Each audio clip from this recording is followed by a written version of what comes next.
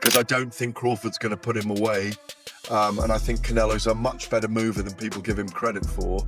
And I think Crawford will be hit more and hit harder than he's ever been hit before, but I don't think he'll go out or down. Consistent with Terence Crawford's fight schedule over the last several years, where he's been pretty much fighting one time a year. That one time a year is clearly giving him a lot of time to rest and recover from his injuries. Rumors are swirling and experts are buzzing. Has Terence Crawford finally met his match? With the biggest fight of his career on the horizon, doubts are exploding about whether he can handle the sheer force of Canelo Alvarez. The hype is real, but so is the risk. That's early on. Very close rounds in the first 3 or 4. We'll be divided on who's winning. I think Canelo will get going in the second third of the fight and land some big shots. I think Crawford will look good as well. Rounds 6 to 9, we'll be looking at who's getting ascendancy in the fight. Crawford will have weathered the storm of the big Canelo punches, countered himself, still close rounds. I think Canelo will push away and in my view will win the fight, because I don't think Crawford's going to put him away. And I think Canelo's a much better mover than people give him credit for. And I think Crawford will be hit more and hit harder than he's ever been hit before, but I don't think he'll go out or down. And if he does go down, he'll get up. I think it'll be a very, very close affair. And I think even if in those last 6 rounds, Crawford's got Canelo's number in terms of movement and timing, I still think if it's very close in rounds, I think it'll either be a draw or a narrow points decision for Saul Canelo Alvarez that everybody feels is very controversial, and then they'll do it again. That's how I see it playing. That's the plot, if you like, with the subplots in the drama of one of the biggest fights we've seen in Vegas since. Gennady Golovkin's coach isn't holding back, warning that Crawford's jump in weight could be his undoing. Packing on muscle might look good for the cameras, but it's a different beast when you're in the ring. If Crawford can't manage his new physique, fatigue could hit hard and early, making the later rounds a nightmare. Triple G's former trainer said that Crawford's gonna be quick in the first 4 rounds, but once Canelo figures him out and actually starts hitting Terence Crawford, in which Sanchez described as, quote, like a huge truck hitting him, it'll be game over for Terence Crawford. He explained that Crawford may not have the legs for someone like Canelo in the 168-pound division. Sanchez also added that if Canelo was eventually going to be Crawford's endgame, then Crawford should have jumped weight divisions a while back. Now, Crawford could have technically done that after the Spence fight. However, his once-a-year fight schedule prevented that from happening. Adding fuel to the fire, whispers of a possible shoulder injury in Crawford's camp have fans and analysts on edge. With a tighter fight schedule than usual, there's little room for recovery. Even a minor injury could sap his speed and confidence, giving Canelo a dangerous opening. At this level, any weakness is a game changer. Solitary training camp and in every single solitary fight, a guy that is as old as Terence Crawford, 37, 38 years old, is going to have some type of injuries. They're going to have some type of old nagging type of stuff, especially a guy that works as ridiculously hard as Terence Crawford does. That was just a matter of time before wear and tear is going to start going and things are going to start popping off and going wrong, right? Also, you can tell that the reason that this is kind of consistent with Terence Crawford's fight schedule over the last several years, where he's been pretty much fighting one time a year. That one time a year is clearly giving him a lot of time to rest and recover from his injuries and gives his body time to heal up. And as a result, okay, he's ready to go during fight time. So I wouldn't put too much on this. I would say though that if you're a gambling person, man, you should probably want to keep your money in your pocket for this particular fight, man, because this thing can absolutely positively go either way with between the two of these guys. Canelo Alvarez is an exceptional fighter, much bigger than Terence Crawford is, or been fighting at a much bigger weight class than Terence Crawford's been fighting at, and much more experienced at that level at 168 pounds. But Terence Crawford is just such a superb fighter and such an intelligent fighter in there that you can know that he's going to be coming there to fight, and he's got a significant chance to win that fight. Unless, of course, that injury is real. I mean, and it is significant and is preventing him from, really sitting down on his punches, because he's going to have to at a point in time with Canelo Alvarez is going to have to do something to get him up off of him. Keith Thurman brings a dose of reality, reminding everyone that Canelo's losses have only made him tougher. Experience counts, and Canelo's been tested against the best.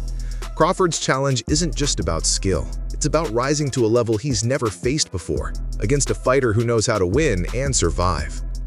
An unbeatable fighter. That's fine. None of us are really unbeatable, right? But people got to understand this. Canelo Alvarez is not an unbeatable fighter.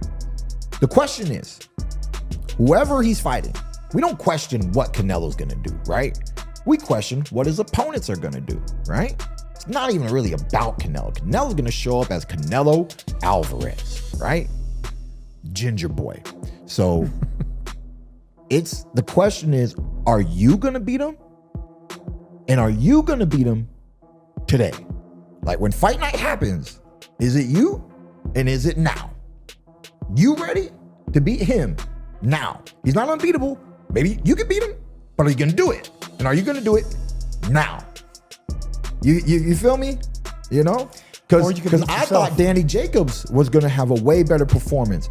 Danny actually performed well against Canelo, but he didn't take any chances. He was doing just enough to not get beaten. And Canelo was feeling himself. Canelo had preparation. He had that head movement, losing to Floyd, this and that. He fought some flat-footed fighters. He got used to getting his head here and there and ducking down and then pulling out and spinning out. And little tactics. I've never seen somebody make Danny Jacobs miss so many punches. It was highly impressive. I did not expect that, because the amateur pedigree growing up with Danny Jacobs, I know exactly what kind of New York fighter he is. Face-off footage has shocked fans. Crawford looks almost as big as Canelo. But is size enough? Bulking up might help with intimidation, but can he move and last for 12 rounds with that extra weight? The real test is whether he can keep his speed and stamina when it matters most. With that said, they're going to face off in an epic showdown. And the big talk, obviously, is the size difference, right?